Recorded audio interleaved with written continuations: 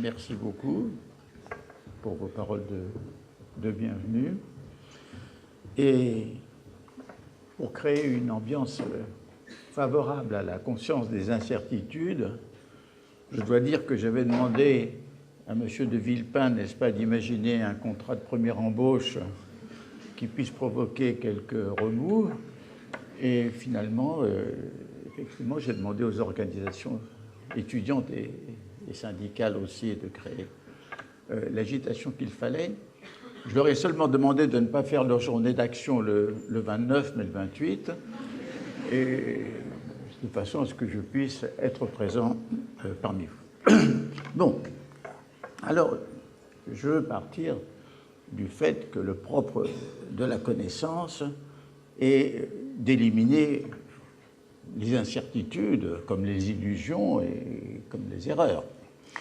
Et on peut dire que la connaissance scientifique, non seulement a pour mission d'éliminer les incertitudes, mais d'établir, de conquérir des certitudes à travers les lois de la nature, à travers les déterminismes, et qui permettent eux-mêmes de prédire.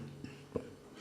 Et on peut même dire que toutes les sciences, pas seulement les sciences physiques, biologiques, naturelles, les sciences humaines comme l'histoire, se sont efforcées d'établir des certitudes. Et je dirais même que l'idée, dès la Révolution française, ce qu'a très bien exprimé Condorcet, avec une sorte de loi du progrès comme loi de l'histoire, nous donnait la certitude qu'on irait toujours vers le mieux.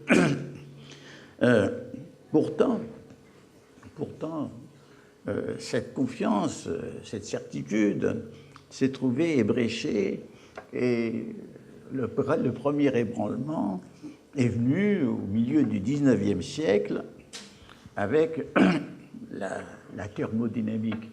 La thermodynamique qui elle-même nous dit que l'agitation calorifique, c'est-à-dire l'agitation de molécules, on ne peut pas la prédire au niveau individuel, mais peut-être que sur le plan statistique, on peut dégager des lois et des tendances. Mais c'était le premier grand dialogue de la connaissance scientifique avec l'incertitude.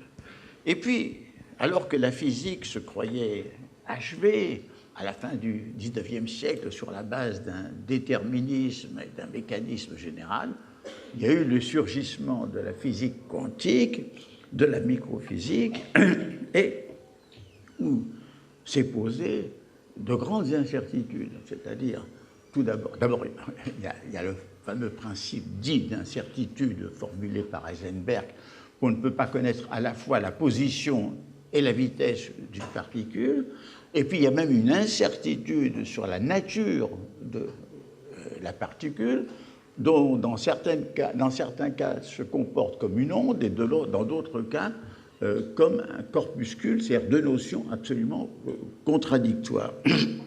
Eh bien, en dépit de ces incertitudes fondamentales, la physique quantique a su les affronter, non pas les éliminer, mais travailler avec elles à des niveaux. Et justement, ce travail a permis que, bien que basé sur des incertitudes fondamentales, l'électronique, tout ce qui est sorti de la microphysique aujourd'hui, donne un certain nombre de certitudes, du moins au niveau où elles peuvent se situer. Alors, on peut dire aussi que l'incertitude a surgi dans l'histoire de la vie avec la conception de Darwin, car je le rappelle, Darwin a fondé l'évolution sur la conjonction de deux facteurs. Le premier, ce sont des variations dites au hasard, et la seconde, c'est un facteur plutôt de nécessité, qui est ce qu'il appelle la sélection naturelle, c'est-à-dire l'organisme qui n'est pas suffisamment adapté est éliminé.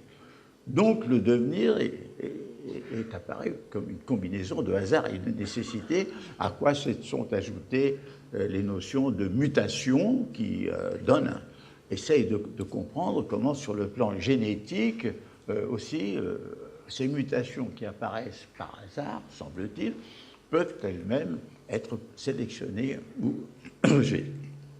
On peut dire qu'en plus, et de façon plus récente, il n'y a pas eu simplement que ces facteurs évolutifs, on s'est aperçu que de grandes catastrophes ont totalement perturbé et modifié l'essence de l'évolution, la première à la fin du secondaire, en supprimant 90% des espèces existantes, et aussi la prise de conscience du fait que la disparition des dinosaures, plus tard, n'est peut-être pas le fait d'une sélection naturelle, mais le résultat d'une catastrophe, que ce soit une éruption gigantesque ou un aérolithe, qui ait rendu l'atmosphère impossible pour ces pauvres dinosaures, ce qui, du reste, a favorisé les petits mammifères, nos ancêtres, en leur fournissant une nourriture extrêmement abondante qui leur a permis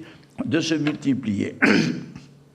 Et puis, on peut dire même que l'univers lui-même est entré dans de l'incertitude, puisque après, disons, 1960, après qu'il a... Tiens, oh, excusez-le, hein, il n'avait pas été fermé. Excusez-le. On croit qu'on est certain que tout se passera normalement, mais l'incertitude jaillit quand même. Et oui, alors, l'idée que notre univers n'était pas quelque chose de stable, d'immobile, mais était emporté dans un devenir à partir d'un événement originaire très difficile à concevoir, qui est le surgissement de la réalité énergétique et matérielle à partir de ce qu'on appelle aujourd'hui une sorte de vide. Donc l'univers qui jaillit comme un gigantesque choc thermique et qui évolue à travers des agitations, des collisions, des particules qui se créent, collisions qui en éliminent un grand nombre. On suppose que les particules d'antimatière ont été victimes du premier génocide cosmique, c'est-à-dire des particules de matière. Et à travers tous ces mouvements, toute cette agitation, un univers se construit. Mais alors, on se rend compte que pour concevoir cet univers, du reste, dont le devenir, dont le futur demeure très incertain, aujourd'hui, les théories plausibles semblent être que l'importance de ce qu'on appelle l'énergie noire, qui est une énergie de dissociation, entraîne l'univers à sa dispersion et à sa dissolution, beaucoup plus forte que les énergies gravitationnelles qui tentent au contraire à le contracter. Mais ce que l'on peut dire, c'est que quand on se considère aussi bien le monde physique, le monde cosmique, le monde biologique, tout semble obéir à un jeu entre, d'un côté, l'ordre, c'est-à-dire un certain nombre de principes de stabilité qui s'apparaissent, sans lesquels il n'y aurait pas d'univers, qui serait un pur désordre, mais aussi de désordre, et qu'à travers ce jeu de l'ordre et du désordre apparaissent les premières organisations que sont les noyaux, puis les atomes, puis les astres, puis les molécules, etc. Donc, on se rend compte qu'aujourd'hui, on ne peut pas éliminer le désordre, que celui apparaisse comme agitation, collision, rupture, accident, du facteur contraire. Et nous nous rendons compte que, effectivement, dans cet univers-là, c'est fini de la prédiction certaine assurée. Même la récente théorie du chaos physique nous dit que des systèmes qui semblent apparemment totalement déterminés, comme par exemple la rotation de la Terre autour d'elle-même et autour du Soleil, qui est mesurable, qu'on peut prédire plusieurs années, voire siècles à l'avance, eh bien, c'est parce que nous disposons d'un temps très court, mais qu'en réalité, il y a des millions d'années, la Terre tournait à une autre vélocité autour d'elle-même et autour du Soleil, et dans des millions d'années, elle tournera à une autre vitesse, c'est-à-dire que de toute façon, bien qu'au départ, il y a un déterminisme, à partir des conditions initiales et du jeu des différents éléments, comme pour le système solaire, les interférences, les interactions entre planètes, tout ceci fait que, effectivement, on arrive à des incertitudes quand on arrive à des problèmes de très grande ampleur. Et l'histoire avait essayé elle-même de considérer, enfin, notamment à travers l'école des annales et puis auparavant les conceptions déterministes de l'histoire, d'éliminer les événements, les règnes, les facteurs individuels comme de pure écume, pour ne voir que des déterminismes sociaux, économiques, démographiques, comme les facteurs fondamentaux. Or, là encore, aujourd'hui, on doit se rendre compte que l'événement, l'accident, le désordre interviennent dans l'histoire et que même, on peut dire que l'histoire elle-même, l'histoire, c'est-à-dire l'apparition des sociétés historiques, elle-même est un événement qui était imprévisible avant qu'en 7 points du globe surgissent des sociétés historiques, déjà du même type que les nôtres, avec agriculture, avec ville, avec État, avec religion, avec armée, etc. Parce qu'auparavant, sur la planète Terre, il n'y avait que des sociétés archaïques, c'est-à-dire de quelques centaines de membres chacune, des sociétés sans agriculture, sans État, des sociétés de chasseurs-collecteurs, et ces sociétés, du reste, tout à fait viables. Il a fallu qu'au Moyen-Orient, dans le bassin de l'Indus, en Chine, et puis au Mexique, et puis au Pérou, qu'il y ait eu des facteurs encore très mal connus pour que des sociétés se regroupent, peut-être sous l'égide d'une société conquérante, et qu'à ce moment-là, il s'opère une véritable métamorphose en des sociétés historiques, et nous sommes encore dans l'histoire. Donc, on peut dire que cette histoire qui semble tout à fait naturelle est un événement qui aurait été totalement imprévisible d'un observateur venu d'une planète lointaine, envoyé par son Centre national de la recherche scientifique pour dire « mais qu'est-ce qui se passe sur la Terre ?» Il dit « mais il ne se passera rien, c'est des petites sociétés tranquilles, il ne se passera pas grand-chose. » En réalité, l'histoire est née avec tout ce qu'elle a pu apporter. Et il y a même, je crois que l'important dans l'histoire, c'est, je dirais, l'imprévu. Et ça, le dramaturge Euripide l'avait très bien compris, 5e siècle avant notre ère, puisqu'il termine 4 de ses tragédies avec la formule suivante en disant ce n'est pas ce qui est attendu qui arrive, c'est l'inattendu. Et alors, prenons l'exemple extraordinaire des guerres médiques, c'est-à-dire où, au début du 5e siècle avant notre ère, où un gigantesque empire, l'empire perse, qui a déjà absorbé les petites cités grecques de l'Asie mineure, se rue sur la Grèce continentale, sur Athènes notamment, et Athènes, seulement aidée de Sparte, doit se faire absolument dévorer par cet empire. C'est ça le probable. Or, comme vous le savez, la première guerre médique, après 2 victoires, notamment à Marathon, l'envahisseur perse est refoulé. L'envahisseur perse recommence peu après, et cette fois, alors, il prend Athènes, il occupe Athènes, il brûle Athènes, sa victoire semble consommée. Non, il a fallu que à Salamine, la flotte grecque dans le golfe de Salamine attire dans un piège l'énorme flotte perse et la détruise. Et par 2 fois, l'inattendu est arrivé, la petite cité d'Athènes a survécu, d'où du reste une conséquence absolument inattendue, la naissance de la démocratie et la naissance de la philosophie. Mais essayons de nous mettre dans l'esprit de l'époque qui, en 1914, aurait pu se douter qu'un attentat commis à Sarajevo par un nationaliste serbe sur l'archiduc d'Autriche, puisque la Bosnie-Herzégovine était sous protectorat de l'Empire autrichien, qui aurait prévu que par une série de faits, cet ultimatum autrichien à la Serbie, mobilisation de la Russie, mobilisation de l'Allemagne, enfin, que tout ceci aurait conduit à la Première Guerre mondiale, avec ses millions de victimes et toutes ses conséquences inattendues, dont la révolution soviétique. Qui aurait pu penser qu'un petit parti marginal comme le parti bolchevique aurait fait en octobre 17 une révolution du reste contraire à sa doctrine, puisque la doctrine marxiste disait qu'il faut d'abord faire la révolution bourgeoise pour que se développe le prolétariat et ensuite une révolution prolétarienne.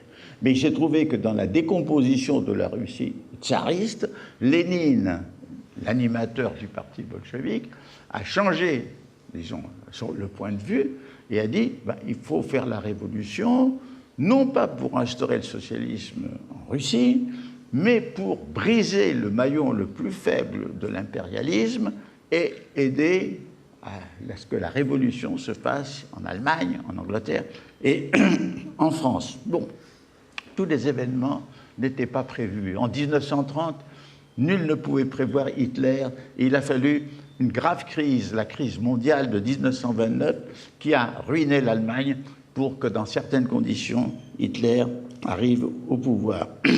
Et puis, il y a aussi un événement très, très inattendu, que j'ai vécu indirectement, c'est qu'en 1941, après que les armées allemandes qui ont fait une offensive en Union soviétique soient arrivées aux portes de Leningrad et de Moscou, d'où du reste le gouvernement est parti, voici que cette armée allemande, qui semble avoir la victoire, qui a culbuté les armées soviétiques, qui a fait des millions de prisonniers, se trouve immobilisée et congelée par l'arrivée d'un hiver extrêmement précoce. Et pourquoi se trouve-t-elle immobilisée et congelée? C'est parce que Hitler, qui avait prévu d'attaquer l'Union soviétique en mai 1941, a retardé son attaque en juin, le 21 juin. Et pourquoi donc? Parce que Mussolini, le dictateur italien qui avait lancé ses troupes contre la Grèce, s'est trouvé culbuté par l'armée grecque et a appelé Hitler à son secours. Hitler devait passer par la Yougoslavie, où un putsch a dénoncé le traité qui la lie à l'Allemagne et refusé ce passage. Autrement, la Serbie a fait. Et on peut dire que donc l'armée allemande a mis 1 mois pour liquider la résistance serbe. Troisième élément inattendu, l'excellent espion de Staline, qui s'appelle Sorg, qui est au Japon, l'avertit que le Japon n'attaquera pas la Sibérie, car les buts du Japon se trouvent déjà sur le Pacifique, et c'est le Pacifique qui veut dominer, et non pas s'embourber dans le continent, comme il s'est déjà embourbé en Chine. Ce qui permet à Staline de divertir du front d'Extrême-Orient des troupes extrêmement fraîches, c'est le cas de le dire, et de les mettre sur le front de Moscou.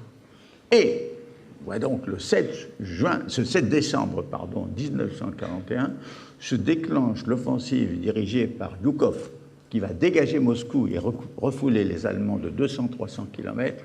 Et le lendemain, le Japon attaque Pearl Harbor et met les États-Unis dans la guerre.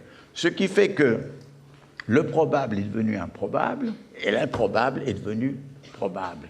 Et c'est ainsi, en quelque sorte, que nous pouvons voir que l'histoire est, comme le dit Euripide, c'est le théâtre où l'imprévu arrive. Et bien entendu, l'implosion de l'URSS en 89 était très peu prévue, de même que la guerre du Golfe, la guerre de Yougoslavie, etc. Le 11 septembre, bien entendu. Autrement dit, ce qui vaut pour le passé vaut aussi pour l'avenir. C'est le philosophe tchèque Patočka qui a écrit « Le devenir est désormais problématisé. Nul ne sait non seulement ce que sera 2008, 2007, mais je dirais le mois prochain, peut-être même la semaine qui vient. Et voici sa situation, dans laquelle nous devons affronter les incertitudes. Alors, bien entendu, la loi du progrès, la nécessité historique du progrès, elle s'est effondrée. C'est-à-dire, ce qui s'est effondré, c'est le mythe du progrès, mais non pas les possibilités de progrès. Mais nous savons que les possibilités de progrès, non seulement demandent une grande conscience, une grande volonté, mais les progrès ne sont jamais irréversibles. Ils doivent être toujours régénérés. Alors, voici donc, le futur est absolument incertain. Dans les anciennes sociétés, il y avait un temps cyclique, tout recommençait. Et puis, à partir dans le monde occidental, l'idée de progrès a apporté un temps linéaire, un temps d'amélioration. Aujourd'hui, nous devons rejeter ces deux temps déterministes et on se comprend. Et dans le fond, la prise de conscience de cette incertitude du futur est un grand progrès de la connaissance et de la conscience. Parce que nous savons que l'aventure humaine était inconnue, alors qu'on ne savait pas qu'elle était inconnue, et elle demeure, elle est plus que jamais inconnue. Certes, il y a des déterminations économiques, sociales et autres dans l'histoire, et aujourd'hui même, nous avons des déterminations écologiques, mais ces déterminations écologiques elles-mêmes nous font pénétrer dans une nouvelle incertitude. Nous découvrons que la biosphère est menacée, que nous la dégradons par notre développement technique, économique, et que par là même, nous menaçons de dégrader notre propre vie, notre propre civilisation. Donc, et puis, il est difficile, l'écologie nous avertit des dangers, nous donne un certain nombre d'éléments d'information, comme la déglaciation à l'Antarctique et en Arctique, qui va amener peut-être à l'élévation du niveau des océans, la tendance au réchauffement que provoque le CO2, mais on n'a pas de certitude. Ni la catastrophe n'est certaine, ni le fait qu'on va éviter la catastrophe n'est certain. Donc, nous avons toute une série de déterminations qui sont en relation instable et incertaine avec des processus, avec des accidents qui font bifurquer ou détourner le cours de l'histoire. Et c'est pour ça que pour comprendre l'histoire, il faut comprendre, il faut lier, je pense, même faire copuler Shakespeare et Karl Marx, les deux visions. L'un, une vision, n'est-ce pas, de délire, de folie et d'accident, hein, une histoire racontée par un idiot qui ne ressemble à rien, et l'autre, la conscience de certaines déterminations qui pèsent sur les actions humaines. Alors, si nous considérons aussi l'histoire, toujours, nous devons aussi constater que l'histoire ne s'avance jamais de façon frontale, comme un glacier mais majestueux. L'histoire, elle s'avance plutôt de côté, comme un crabe. Et que pourquoi?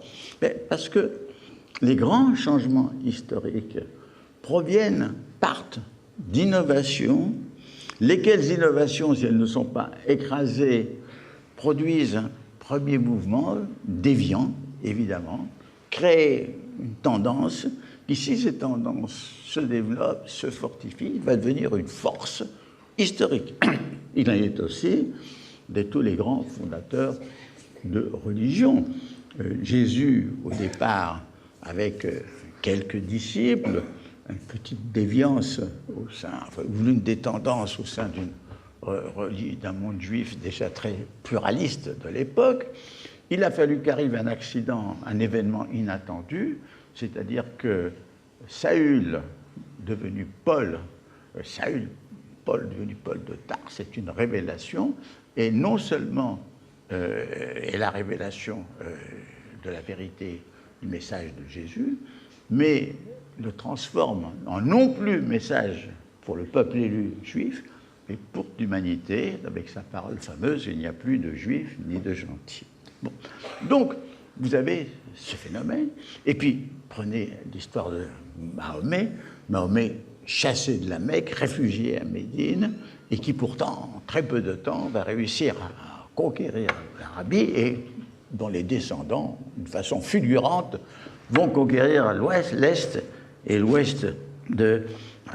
Mais ce qui est vrai pour des fondateurs de religion est vrai aussi pour le développement de la science moderne.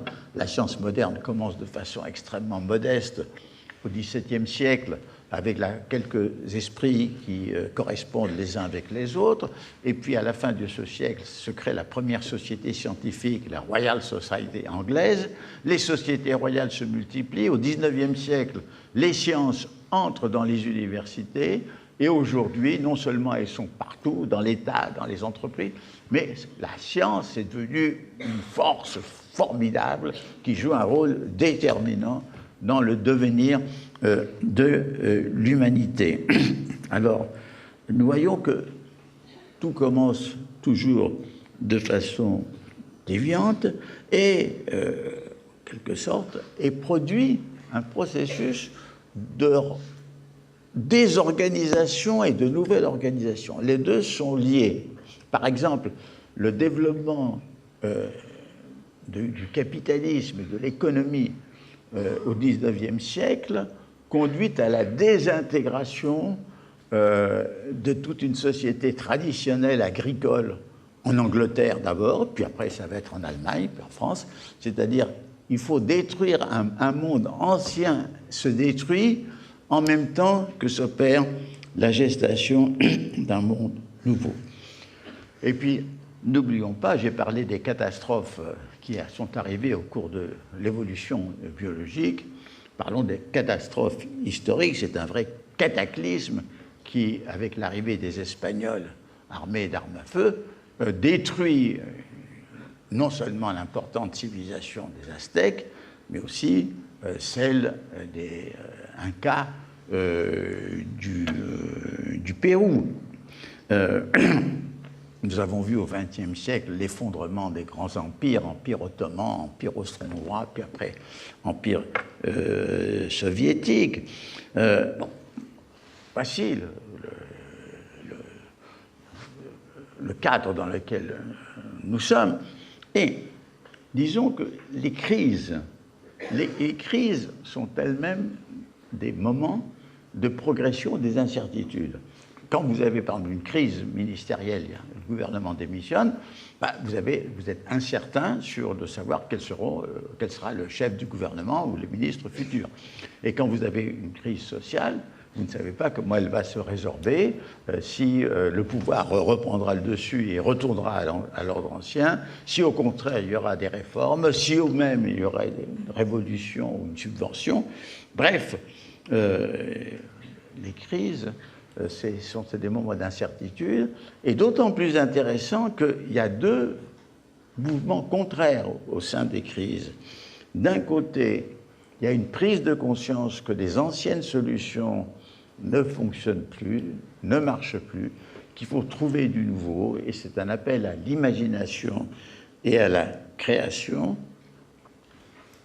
Ou bien, au contraire, la crainte de la crise va favoriser des solutions mythologiques, voire magiques. On va chercher un bouc émissaire responsable de la crise. On va essayer de trouver un sauveur providentiel qui va sortir de la crise. Donc, vous savez, on ne sait pas si la crise sortira un progrès ou au contraire une régression. Et aujourd'hui, nous sommes, on peut dire, dans un état de crise planétaire à multiples aspects, puisque il y a aussi bien des facteurs politiques, économiques, démographiques, religieux, sociaux, qui sont entremêlés, et nous ne savons pas si de cette crise va sortir une grande régression, ou peut-être va émerger une société d'un type nouveau qu'on pourrait appeler une société-monde.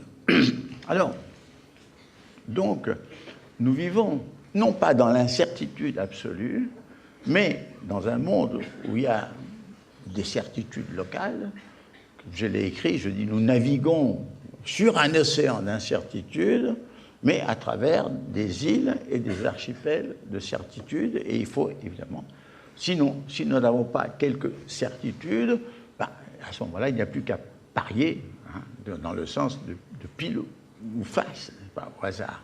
Non. Donc, le vrai problème, c'est comment agir, justement, comment affronter les incertitudes. Alors, là-dessus, il y a quelque chose d'important dont il faut prendre conscience, c'est ce que j'ai appelé l'écologie de l'action. Qu'est-ce que ça signifie, l'écologie de l'action? Ça signifie que quand une action est décidée, est entreprise, elle dépend non plus de la volonté et de celui qui l'a lancée, mais du jeu des interactions au sein du milieu social, milieu politique, pour parler des affaires humaines, où elle se déroule. Il est évident que, par exemple, la loi du contrat de première embauche dépend aujourd'hui non plus seulement ou plus principalement de la volonté de son initiateur, mais de toute une série de jeux qui s'opèrent sous nos yeux en ce moment dans notre société. Alors, l'écologie de l'action, ça veut dire qu'il ne suffit pas d'avoir de bonnes intentions pour faire de bonnes actions. Ou bien même, il ne suffit pas d'avoir de mauvaises intentions pour que les actions soient nécessairement mauvaises. Il faut tenir compte de tout ce contexte. Et les exemples sont innombrables en politique. C'est une réaction aristocratique qui a provoqué par un processus en chaîne, finalement, la Révolution française qui a détruit l'aristocratie. Hirschman a très bien vu certains aspects de l'écologie de l'action en disant tout d'abord une action peut avoir des effets pervers, c'est-à-dire des effets contraires à ce qu'elle espérait. Elle peut montrer au contraire l'inanité de l'innovation. On croit innover quelque chose et puis en réalité on ne change rien, selon la formule, plus ça change, plus c'est la même chose. Ou bien au contraire, les résultats obtenus peuvent être extrêmement dangereux. Mais ce qui est très important, si on est conscient de l'écologie de l'action, c'est de savoir que l'action que nous décidons, plutôt que la décision que nous prenons, relève du pari.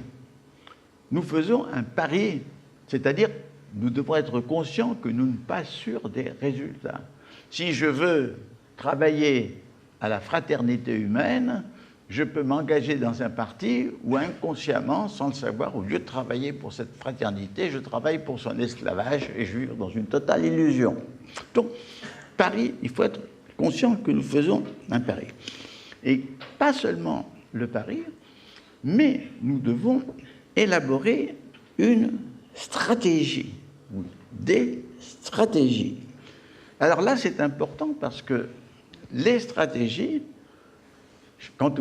d'ailleurs, c'est un mot qui est né de l'art de la guerre, n'est-ce pas, du état de stratège, parce qu'il y a toujours une incertitude dans la guerre.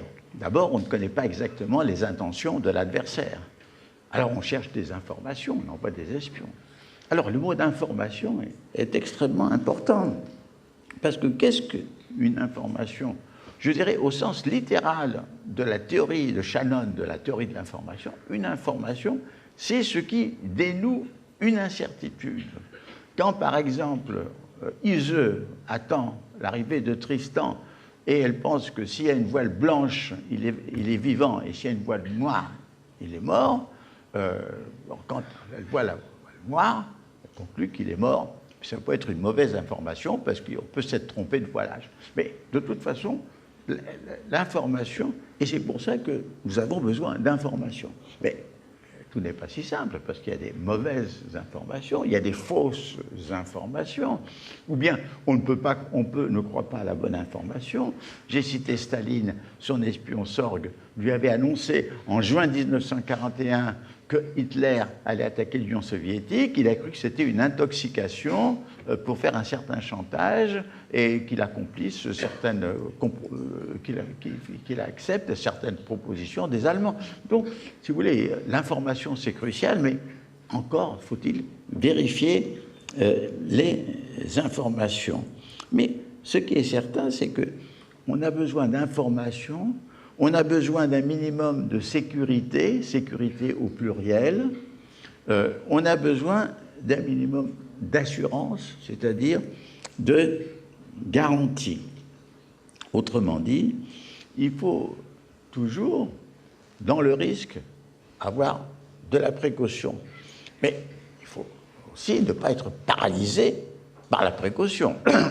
Je rappelle le discours que Démosthène fit aux Athéniens à un moment de la guerre du Péloponnèse, où il disait « Nous autres Athéniens, nous savons allier la hardiesse et la prudence, alors que les autres sont soit des téméraires, soit des lâches. » Eh bien, tout est là aujourd'hui, où l'on parle beaucoup du principe de précaution. Il y a des moments où même, pour appliquer le principe de précaution, il faut une politique extrêmement hardie. Donc, nous n'avons pas de solution toute faite, et l'immobilisme n'est pas la véritable précaution. Donc, il y a aussi, il faut tenir compte que justement, toujours en fonction de l'écologie de l'action, en cours d'action, les moyens pour arriver à certaines fins se transforment en fins, et la fin est en quelque sorte désintégrée. Et cela arrive souvent, par exemple, à un moment donné, après la révolution d'octobre, la révolution soviétique, il a fallu, pour lutter contre les ennemis de l'extérieur et de l'intérieur, utiliser des moyens très coercitifs. On a créé la police secrète, on a créé les camps de concentration appelés goulags. Il y a eu tout ce système coercitif formidable, et finalement, les fins sont devenues uniquement des paroles de propagande, et ce sont les moyens qui sont devenus les fins réelles. Et d'ailleurs, du point de vue de l'écologie de l'action, je pense que l'histoire soviétique est quelque chose d'extraordinaire. Voilà une révolution qui a été faite pour supprimer l'exploitation de l'homme par l'homme, pour liquider le capitalisme, pour liquider le profit, pour établir une fraternité humaine qui non seulement n'a pas réussi à le faire pendant la période où cette révolution a triomphé, mais tout ce processus a abouti à quoi? À ce qu'à partir de 1989, il y ait le retour d'un capitalisme encore plus sauvage et féroce que celui qui existait à l'époque tsariste, le retour d'une religion qu'on a croyé avoir éradiquée au cours de dizaines d'années d'éducation anti-religieuse. Autrement dit, cette action a abouti à un échec total, c'est-à-dire au contraire de ce qui étaient ses intentions premières. Alors, là aussi, il faut nous dire que nous avons besoin, dans l'action, d'un minimum d'assurance et de sécurité, et je dirais même d'un minimum, sinon de confiance, mais du moins un minimum de pensée, de croyance qu'il y a une possibilité de réussite. Et d'ailleurs, c'est pourquoi c'est très intéressant que des professions à risque, comme les professions d'acteurs, de stars de cinéma, d'hommes d'affaires, d'hommes politiques, etc., ce sont les professions qui consultent le plus les voyantes et les astrologues. Parce que qu'est-ce que donne l'astrologie et la voyance? Ça donne de l'anti-risque. Même si vous utilisez des fétiches, un petit Saint-Christophe sur le pare-brise de votre voiture, quelques gris-gris, eh bien, tout ça, ce sont des éléments qui vous permettent d'avoir un minimum de confiance en vous-même et qui sont en quelque sorte des anti-risques. Mais enfin, il vaut mieux essayer d'avoir d'autres types d'anti-risques qui sont un certain nombre d'assurances et un certain nombre de certitudes et de sécurité. Mais sachons aussi que ce que nous croyons être la réalité bien assise, bien solide du présent, c'est une réalité qui est minée. Déjà, le philosophe Hegel, n'est-ce pas, avait une formule formidable pour parler de travail souterrain, n'est-ce pas, qui mine notre réalité. Il a parlé de la vieille taupe. La vieille taupe qui creuse sa galerie sur l'eau, on ne s'en rend pas compte, et puis à un moment, paf, le sol s'effondre. Il y a la vieille taupe, et puis il y a aussi le fait que beaucoup d'éléments nouveaux apparaissent dans le présent, mais ils sont invisibles. Ils n'apparaissent que plus tard. Par exemple, quand Fermi a pu découvrir la structure de l'atome en Italie au début des années 30, il était invisible, y compris pour lui-même, que de cette découverte allait sortir l'arme nucléaire et la bombe atomique, choses qui ne sont devenues possibles que 10 ans plus tard. Quand Crick et Watson ont découvert la structure en double hélice du patrimoine génétique, c'était une découverte pour le plaisir de savoir, pour la connaissance, mais quelques années plus tard, on commençait les manipulations génétiques. Donc, il y a une incertitude du présent dont il faut être conscient. Et ça, dont il faut nous armer. Je ne veux pas dire pour sombrer dans l'idée que tout est incertain, dans l'idée que dans tous les cas, il faut être capable d'affronter les incertitudes et chaque fois de façon spécifique. Il faut être d'autant plus conscient que notre naissance nous jette dans l'incertitude de notre propre destin. La mort, notre mort, est notre plus grande certitude et notre plus grande incertitude. Nous savons de façon certaine que nous mourrons, mais nous ne savons absolument pas quand cela arrivera. Maladie, santé, amour, amitié, tout ceci peut se transformer. Nous pouvons avoir une vie très malheureuse dans l'amitié et en amour, au contraire très heureuse. Nous ne sommes plus maîtres. Autrement dit, il faut essayer de vivre dans cette conscience et je dirais même de ne pas se laisser submerger par l'angoisse, car comment ne pas se faire submerger par l'angoisse, ne serait-ce que l'angoisse de mort, c'est par l'adhésion que je pourrais dire poétique à la vie, c'est-à-dire adhérer à l'amour, à la fraternité, à l'amitié, adhérer à tout ce qui nous crée en nous une communauté, une reliance avec autrui. Là aussi, il y a une façon de lutter contre l'angoisse qui naît de l'incertitude.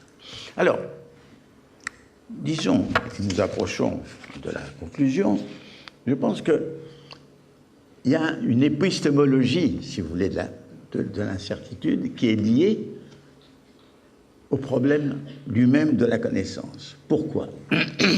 Parce que toute connaissance, à commencer par la perception visuelle, par exemple, toute connaissance, la perception n'est pas un reflet, une photographie de la réalité. La perception est une traduction suivie d'une construction.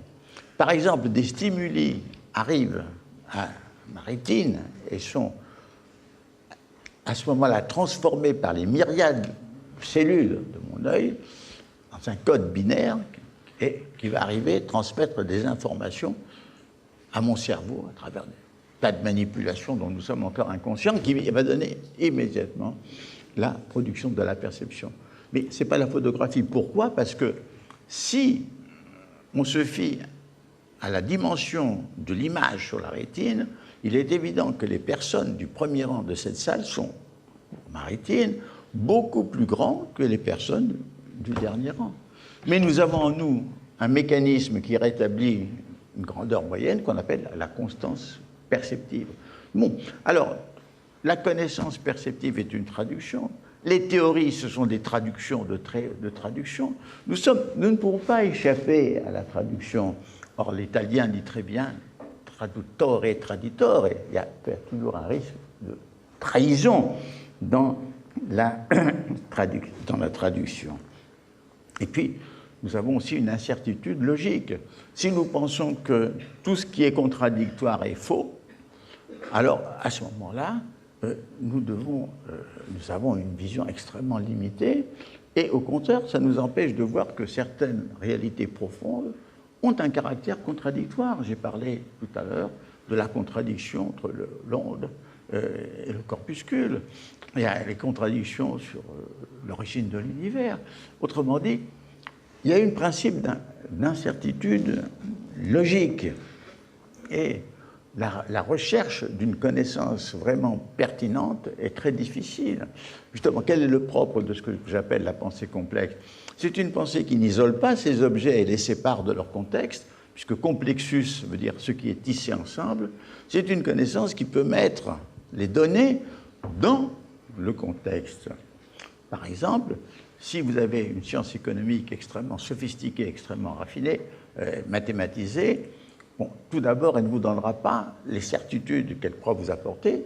D'abord parce qu'il y a beaucoup de réalités humaines qui échappent au calcul, à commencer par le vivre, le souffrir, l'aimer.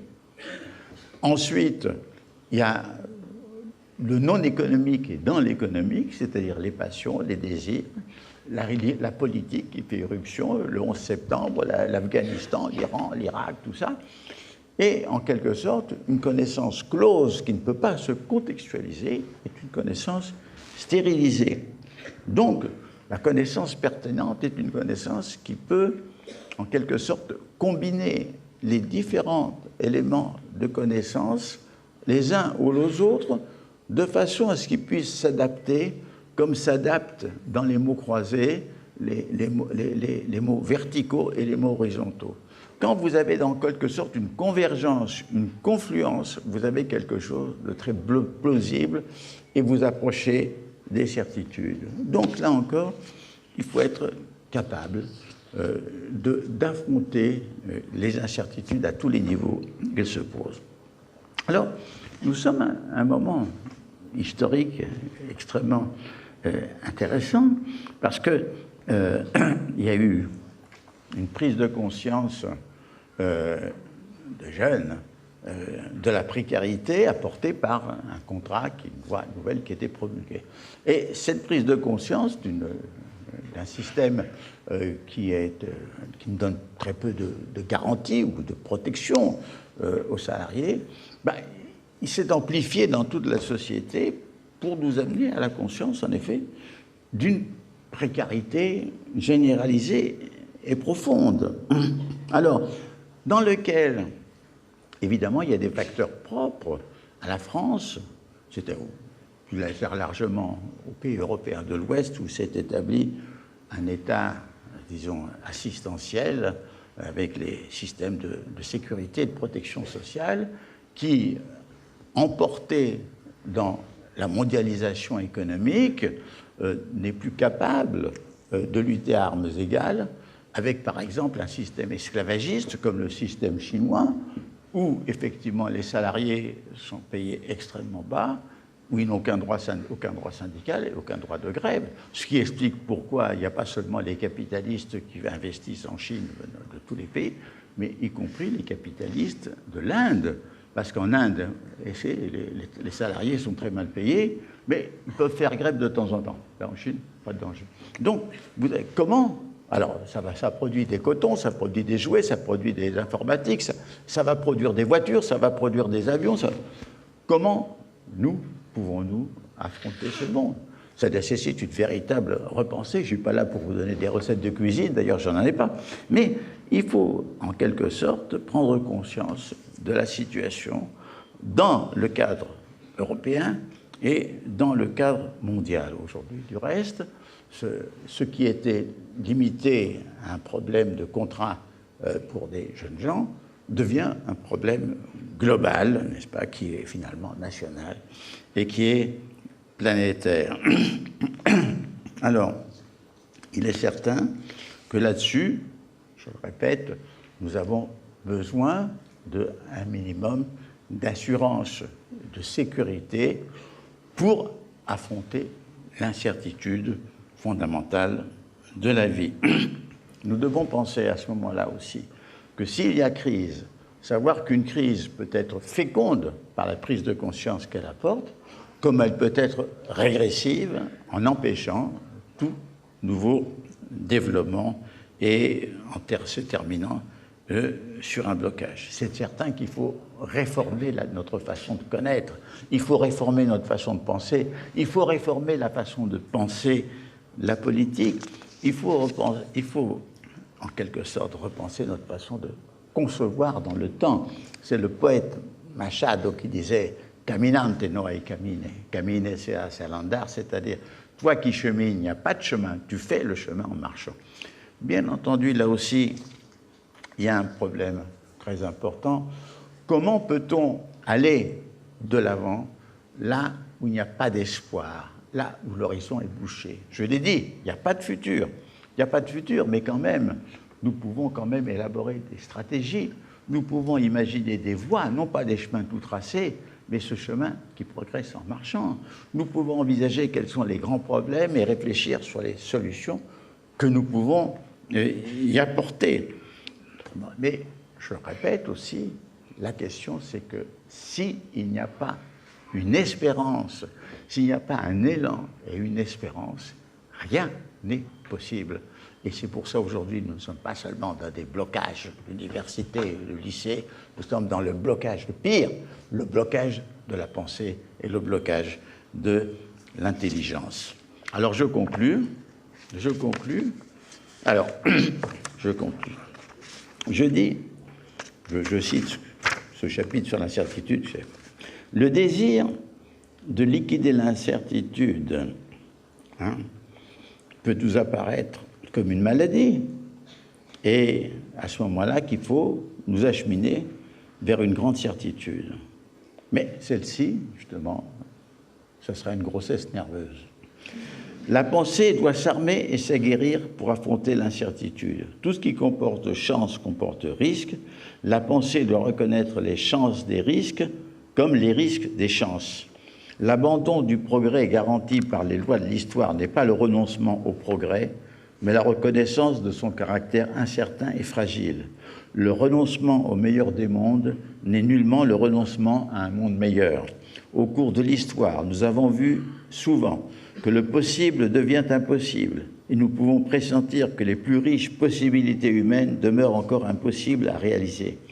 Mais nous avons vu aussi que l'inespéré devient possible et se réalise. Nous avons souvent vu que l'improbable se réalise plutôt que le probable. Sachons donc espérer en l'inespéré, œuvrer pour l'improbable, c'est-à-dire affronter de façon tonique les incertitudes.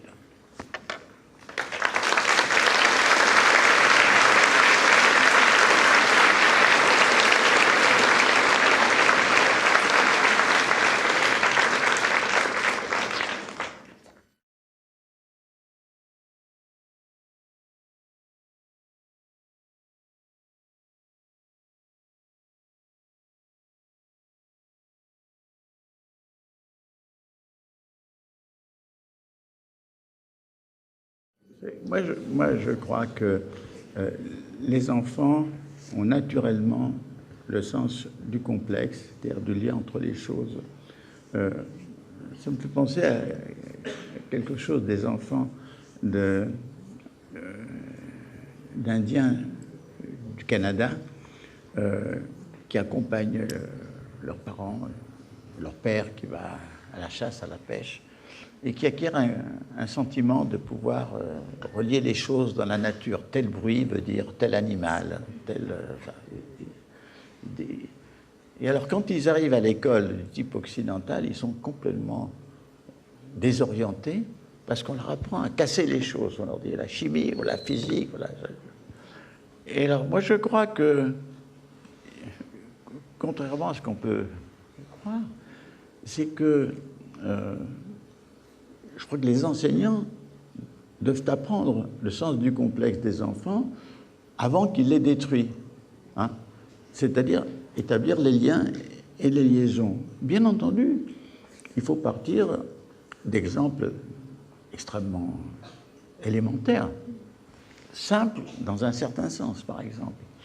Si il y a une dispute dans la cour de récréation entre deux écoliers, quelle est la tendance générale? Chacun dit, c'est lui, monsieur, qui a commencé, c'est lui qui m'a insulté.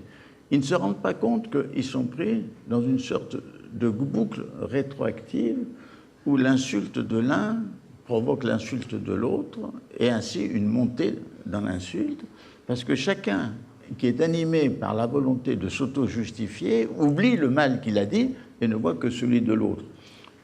Or, il est facile à l'enseignant, au pédagogue, de faire prendre conscience de cette situation et que l'enfant peut comprendre.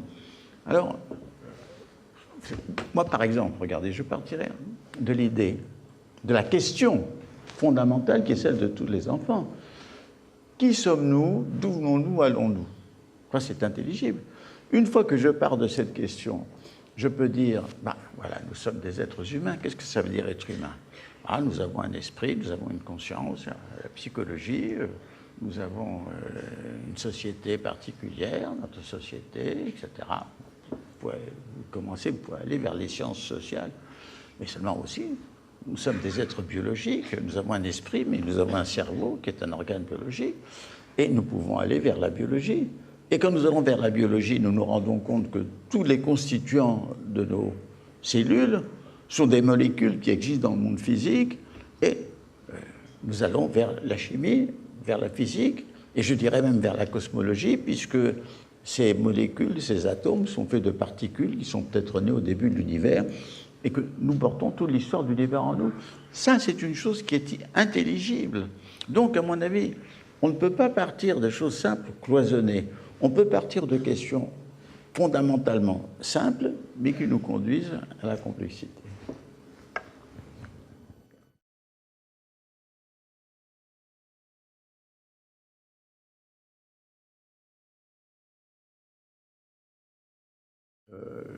Je pense que la question fondamentale de l'enseignement, de l'éducation, elle peut se trouver dans des théories, dans des conceptions, dans des méthodes, tout à fait.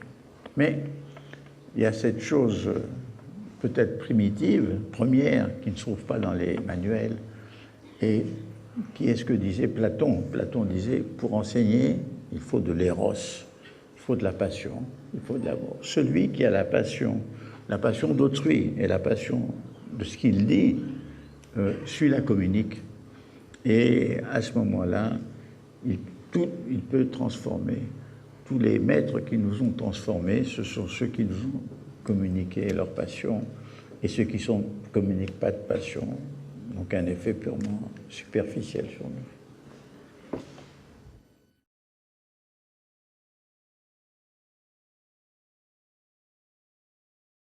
C'est vrai que le doute est une chose extrêmement importante et il doit être présent, je crois, partout.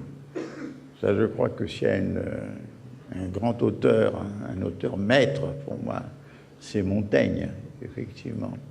Mais vous savez que le doute lui-même peut entraîner le doute sur le doute. C'est-à-dire le vrai problème, c'est on ne peut pas vivre totalement dans le doute, il faut quand même qu'il y ait un jeu entre notre doute et notre conviction.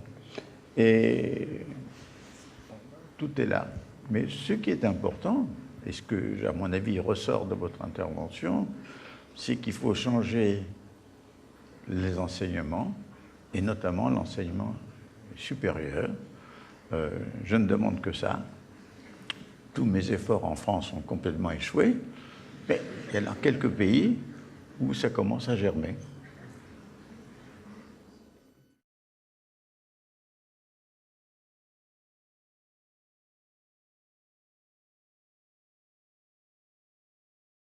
Alors, moi je distingue deux sortes d'utopies. Ce que je pourrais appeler grossièrement la bonne et la mauvaise utopie. La mauvaise utopie, c'est l'utopie qui pense réaliser une société parfaite, harmonieuse, où le bonheur de chacun est lié au bonheur de tous. Et disons, ce qu'il y avait d'utopique dans l'Union soviétique, c'était d'annoncer que l'homme soviétique était libre, il était libéré, il était émancipé, et c'est-à-dire ça camouflait une réalité qui n'était pas, qui était évidemment contraire.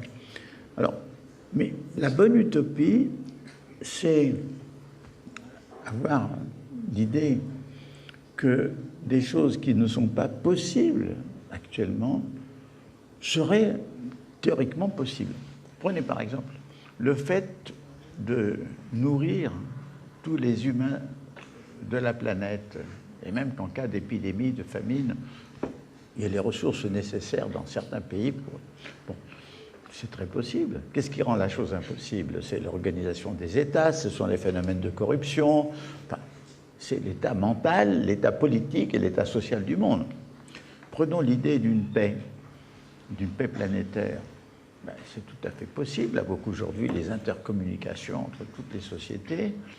Et je dirais qu'elle est même, c'est une idée qui même s'impose logiquement, vu les périls des armes de destruction massive. Mais bon, nous savons même que, par exemple,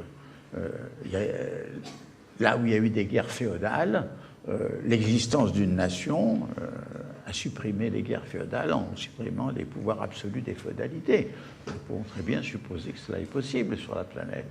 Et pourtant, c'est impossible aujourd'hui. Au contraire, nous allons vers des périls de guerre de plus en plus grands. À mon avis, voilà les bonnes utopies. Pas une utopie où il y aurait le bonheur pour tous, mais une utopie où il y aurait une lutte permanente contre la barbarie humaine et contre la souffrance. Alors, si vous voulez, il faut faire une critique de l'utopie et il faut faire aussi une critique du réalisme. Parce que, d'ailleurs, c'était mon maître Bernard Gruuthuizen qui disait « Être réaliste, quelle utopie ?» Et il est évident que quand on est réaliste, c'est-à-dire qu'on croit qu'une situation donnée peut être extrêmement durable, ça a été le cas, par exemple, sous l'occupation, pendant 2 années, il y avait une domination nazie sur l'Europe qui semblait pouvoir durer très longtemps, et le réalisme, c'est de s'adapter à cette conjoncture. Bon, mais en réalité, c'était un réalisme qui ne se rendait pas compte d'un certain nombre de réalités encore peu visibles.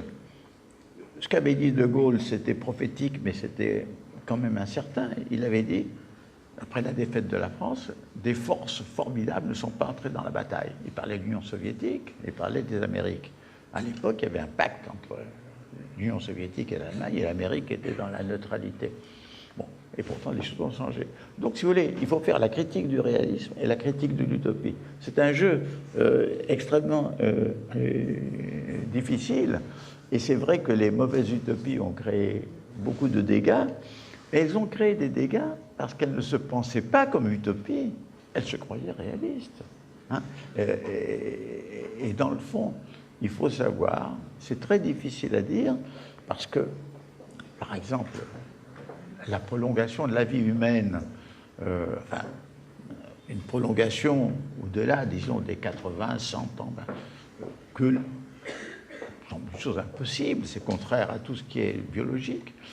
Mais pourtant, aujourd'hui, avec le fait que nous savons qu'il y a des cellules souches présentes, même dans les organismes adultes, enfin un certain nombre de biologistes, je pense qu'on peut prévoir, évidemment, l'humanité ne serait pas, enfin ceux qui seraient dotés, non pas d'immortalité, mais d'une prolongation de vie, ne seraient pas à l'abri d'accidents terribles. Mais, donc, si vous voulez, il faut savoir que une utopie d'aujourd'hui peut être une réalité de demain, mais je maintiens, à condition de maintenir sa vigilance critique et sur ce qui se croit être réaliste, et la vigilance critique sur les rêves de perfection et d'absolu.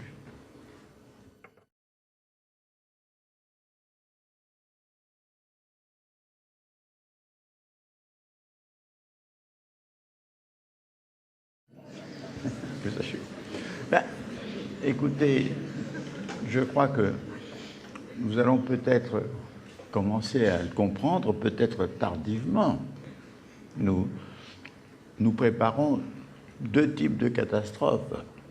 L'une qui vient, si vous voulez, de la dissémination et multiplication des armes de destruction massive, premier chef nucléaire, processus qui est loin d'être stoppé, et processus qui est lié à l'aggravation des tensions planétaires, y compris ce début de guerre de religion ou de guerre de civilisation que nous essayons d'éviter, mais nous ne savons pas si nous réussirons à l'éviter.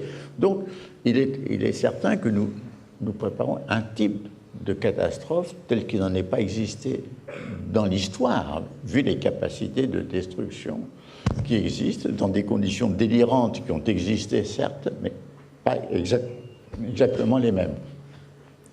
Si à l'époque des croisades et des guerres de religion, il y avait la bombe atomique, on n'en serait pas là, on ne serait pas arrivé jusqu'à nous. Bon.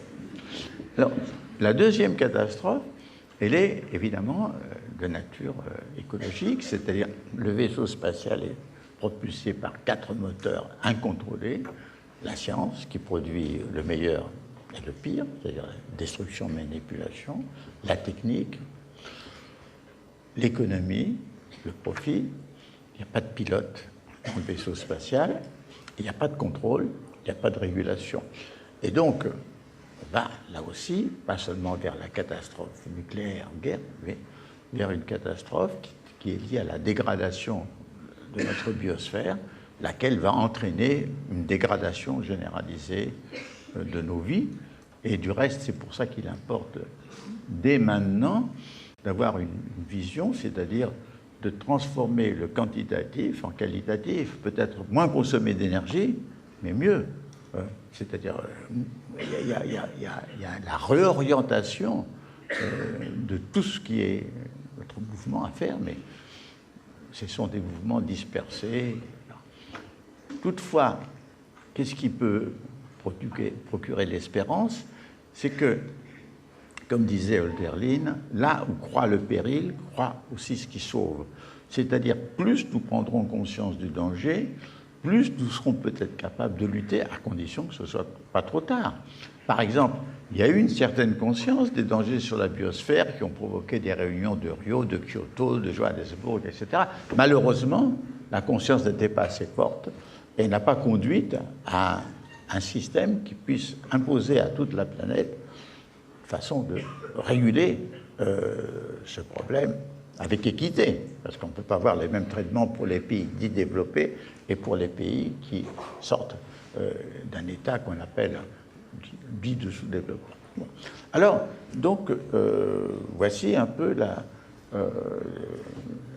notre situation. Nous allons vers un suicide, mais nous ne savons pas si ne vont pas se développer les contre-courants qui vont être capables d'éviter la catastrophe. Et c'est parce que éviter la catastrophe fait partie de l'improbable, et c'est parce que, comme je l'ai dit, l'improbable arrive quand même de temps en temps dans l'histoire, que je maintiens la fenêtre d'espérance.